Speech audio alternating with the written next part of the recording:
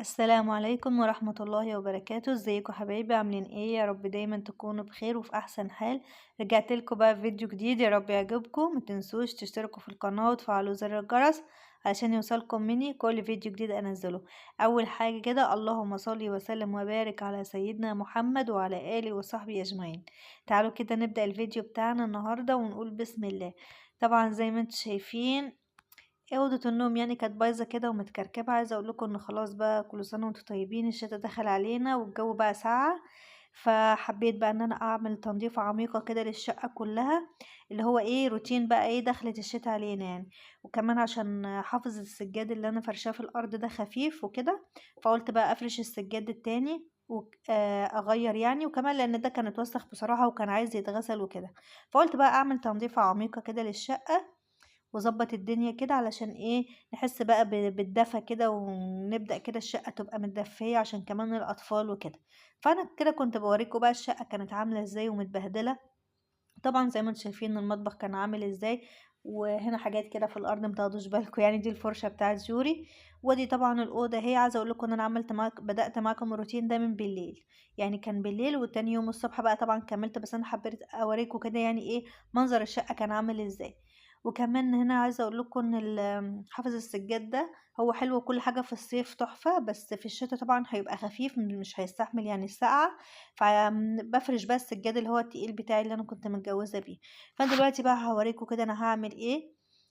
زي ما انتم شايفين طبعا المطبخ كان بايظ ومتكركب، وعندي مواعين وحاجات كتير على الرخامه. بصراحه ما بحبش شكل الرخامه بيبقى كده. جبت كذا مره الورق اللي هو بيتحط على الرخامه وكده. فآخر مرة لمّا جِبته ما كانش حلو بصراحة خالص فشِلته. فبرضه هاحاول كده إن أنا أضبّطها يعني بشوية إيه، حاجات كده من عندي، وأحُط كده اللمسة بتاعتي وهتشوفوه في الآخر يعني هتحسّوا إن هو اتغيّر خالص. هاورّيكم يعني بس خليكم معايا بقى. هنا طبعًا الأوضة أهي باوريها لكم، و وهنا الرُكنة. طبعًا عايزة أقول لكم إن أنا إيه كنت بارتّب كده بس من فوق الوش، لأن أنا زي ما قُلت لكم هاعمل تنضيفة عميقة. فأنا يا دوب إيه كنت باضبّطها كده، عارفين اللي هو تضبيطة خفيفة كده لغاية ما أصحى الصبح. لأن أنا طبعًا عندي الرُكنة هنا كانت جوري كاتبة على الرُكنة نفسها بقلم كده، هابقى أوريه لكم برضه دلوقتي وأنتم بتشوفوه في الفيديو. فما كنتش عارفة أطلّعه خالص لغاية إيه ما شُفت يعني فيديو إن أنتِ بتطلّعيه بالكحول. فقُلت بقى أجيب كحول وأقعد بقى إيه برضه أمسحها وكده، هاوريها لكم برضه. بس أنا بس كنت باوريكم كده إيه إن الرُكنة عندي دي كانت عليها كتابة كتيرة يعني وكده. فالمهم يعني كنت باوريكم بقى الدنيا كده عاملة إزاي. ده كده بعد بقى ما شِلت الحاجات اللي كانت في الأرض والحاجات اللي كانت على الحافظة بتاعة السجاد دي وكده. وشِلت طبعًا لعب الأولاد وكده والحاجات دي كلّها. وطبعًا كنست عشان أنا باحب يعني اللي أنا لمّا أشيلها أبقى كانساها، حتى لو هاشيلها هانفّضها برّه أو كده. فأنا كنستها الأول وشفّطتها كده بالمكنسة الكهربا، هي والحافظة اللي برّه دي عشان لمّا أشيلهم يبقوا نضاف، يعني أحطهم برّه. هنا طبعًا أهو كنا تاني يوم بقى الصبح زي ما باقول لكم، شِلت بقى الدفاية اللي كنت فارشاها على السرير.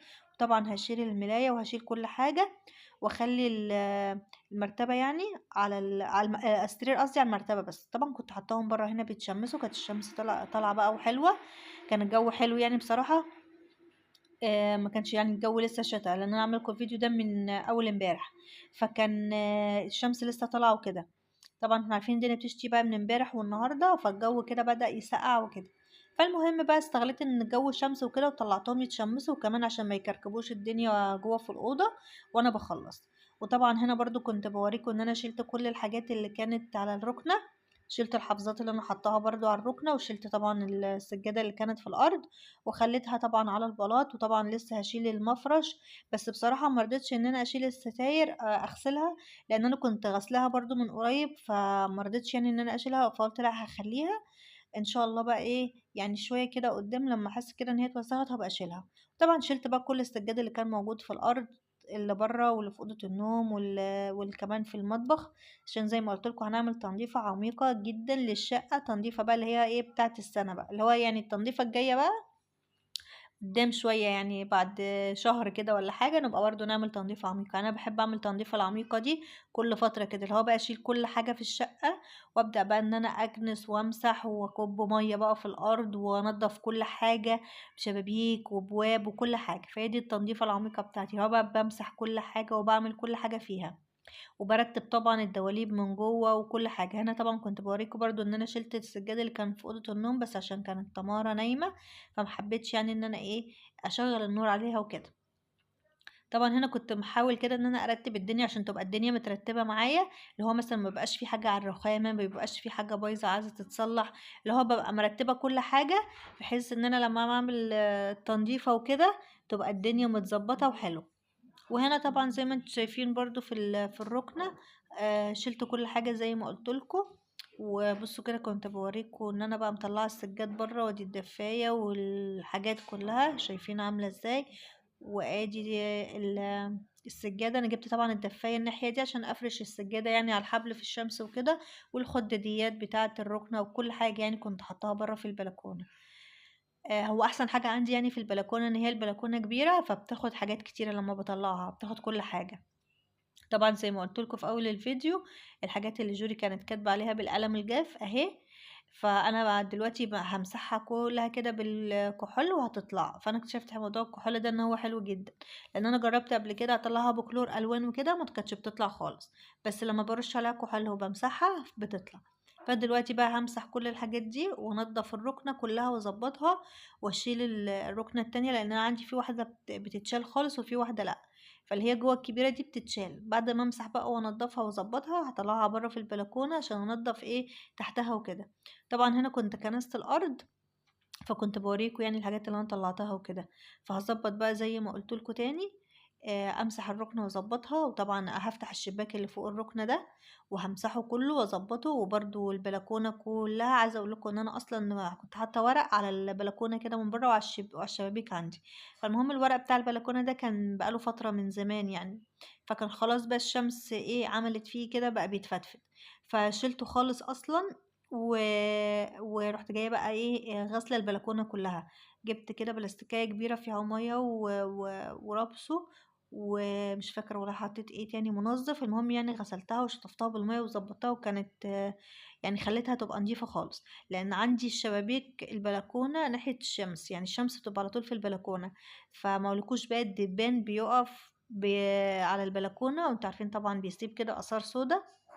فانا بقى ما كانش شكل البتاع ده عاجبني خالص، فقلت امسحها. هنا بقى بوريك برضو ان انا عندي ايه الاوكر بتاعه الادراج والحاجات دي كلها. عايزه اقول لكم والله يمكن من اول سنه جواز وهي اتكسرت كلها، بتاعه الكومودينو وبتاعه السراحه وبتاعه اللي هو البار من بره. هوريهولكوا برضه اهو، بصوا ما فيهوش ولا واحده، كلهم اتكسروا. كانوا خفاف جدا يعني، اللي كان عاملهم بصراحة ما كانش عنده ضمير. كلهم كانوا بيتكسروا على طول، اول ما اجي اشد الدرج الاقيهم بيتكسروا، فكلهم كانوا مكسورين. فكنت برضو عايزة اغيرهم. عايزة اقول لكم ان انا بقالي يعني بتاع سنتين ولا حاجة وهم مكسورين كده، بفتح الدرج من الجنب.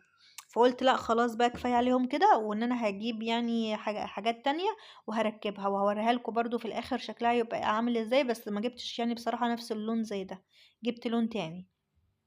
هنا طبعا كنت بوريكم ان انا بقى ايه بعد ما خلصت الركنة بقى ومسحتها وظبطتها زي ما قلت لكم، طلعتها بره في الشمس كده عشان تتشمس. ده الجزء اللي عندي بيطلع. طبعا شايفين الحاجات تحتها عاملة ازاي، في بقى ايه تراب وحاجات وكده ما كانتش دلوقتي تتنفض. وهنا طبعا الجنب ده كنت بوريكم بقى ان هو طلع اهو، اللي كان اسود مكان الكتاب اللي كانت بالقلم الاسود ده.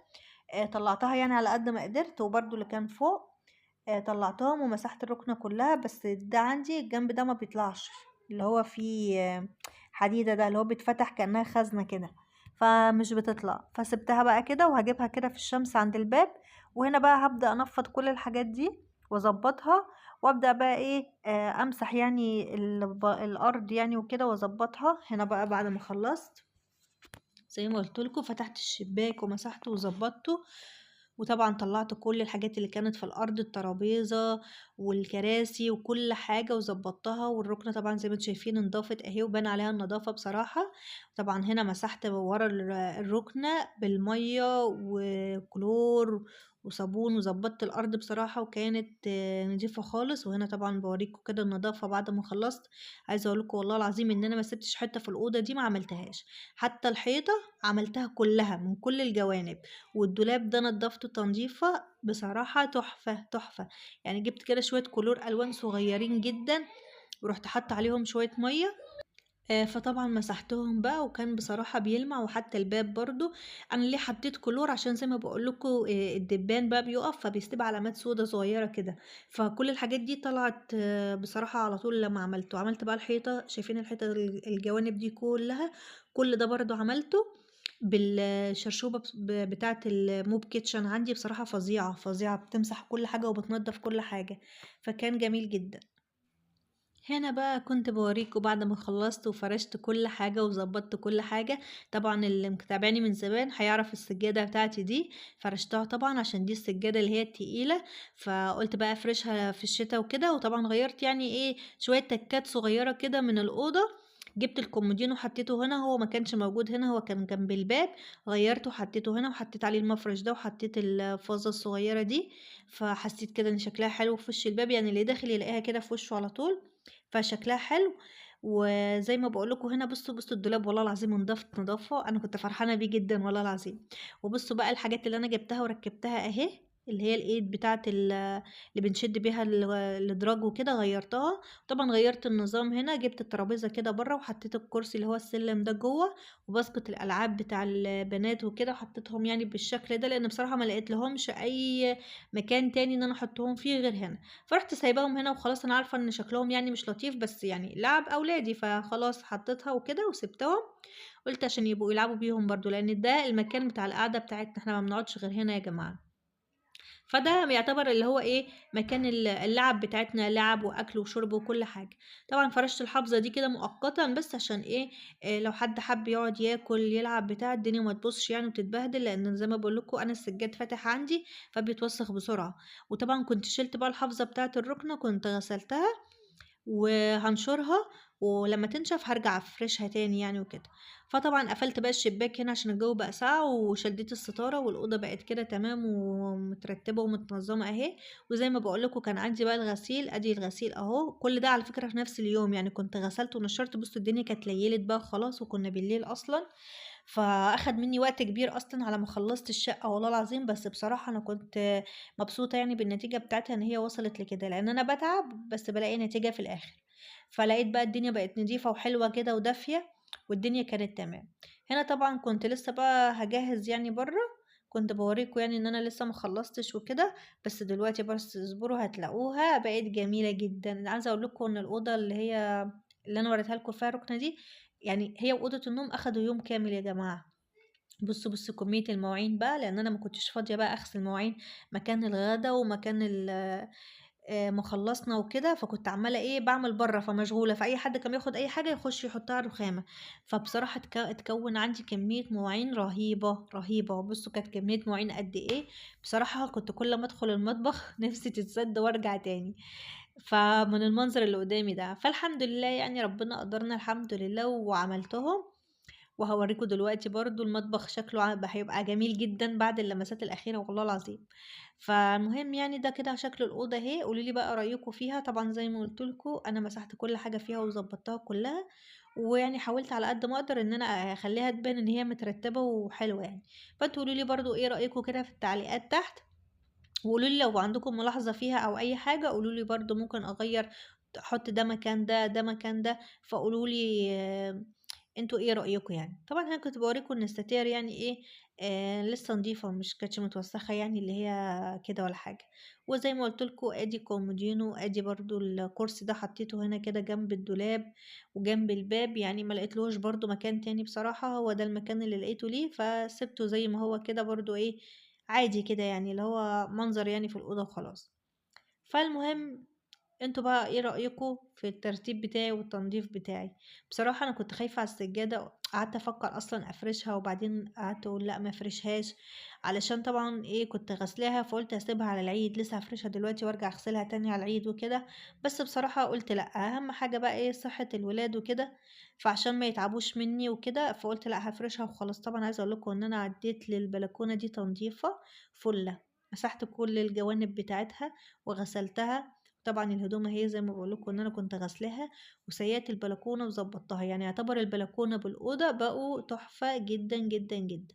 نخش بقى على إيه، على الصالة وعلى المطبخ، لان هما زي ما قلت لكم كان فيهم وش كتير جدا وحاجات كتيرة خالص. بس انا عايزة اقول لكم ان انا كملت تاني يوم، يعني ده يا جماعة يعتبر تالت يوم ليكم. هوريكم بكرة انا عملت ايه بقى.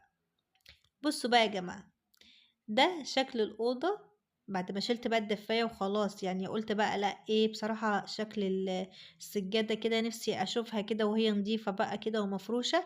طبعا كنت فرشت بقى حافظة الركن اهي زي ما قلت لكم ان انا غسلتها الصبح، بقى صحيت ولمتها كانت نشفت طبعا، ورحت جاي كده فرشاها. بصراحة لما بفرشها على الركنة بتحافظ عليها خالص وبتحميها. يعني جوري بقى لما بتكتب اي حاجة بتبوظ اي حاجة، بتوقع اي حاجة، اي بقع اي حاجة، بتبقى على الحافظة فبشيلها اغسلها وخلاص. لكن لما بتبقى على الركنة نفسها بصراحة بتاخد مجهود ان انا بقعد اغسل في الركنة وادعك فيها وبتاع، وخصوصا ان الركنة عندي الكسوة بتاعتها مش بسوستة اللي هو ممكن اخلعها واغسلها وكده، لا هي متخيطة منها فيها كده، فبتبقى صعبة في التنظيف بصراحة. فالمهم ده شكل الأوضة زي ما انتوا شايفين اهو، بقى تحفة بالسجادة كده ماشية مع الركنة مع الحاجة. فانتوا برضو قوليلي رأيكم ايه. انا حبيت احطها كده، بس عايزة اقولكم برضو ان انا ما سبتهاش كده، انا برضو عندي حافظة السجاد تانية اللي هي الخفيفة خالص بقى دي، بقيت بفرشها عليها لما نيجي ناكل واشيلها تاني عشان يعني المنظر يبقى شكله حلو وكده. طبعا هنا بقى في الصالة، ده بعد ما خلصت وظبطت الدنيا، بصوا شلت كل الحاجات اللي كانت فوق التلاجة والحاجات اللي كانت بايظة هنا وهنا وهنا، شلت كل حاجة بصراحة ومسحت على كل حاجة. يعني التلاجة كلها مسحتها من فوق ومن الجناب، والميكرويف من جوه ومن بره، واللي هو اسمه ايه البار اللي محطوط عليه الميكرويف ده مسحته برضو وظبطته. شايفين بقى المطبخ بتاعي بقى تحفة شمعة منورة والله العظيم. تعبت فيه جدا ومسحت فيه كل حاجة زي ما قلتلكوا. مسحت فوق الدولاب والدولاب نفسه من بره ومن جوه ومن تحت ومن فوق، والرخامة طبعا شلت كل الحاجات اللي كانت عليها ومسحتها وغسلتها، وغسلت الرخامة نفسها. ورحت جاية فرشة المفارش دي، انا عارفة ان هي بسيطة خالص بس بصراحة غيرت الشكل، يعني خلت شكله حلو كده. مسحت طبعا طقم التوزيع والسكاكين وكل الحاجات دي مسحتها وظبطتها. فانتوا قوليلي بقى كده رأيكم ايه في الشقة، حلوة ولا ايه، والدنيا تمام كده ولا ايه، علشان انا بحب اخد رأيكم. بس واشوفكم ان شاء الله في فيديو جديد تاني على خير، ومع السلامة.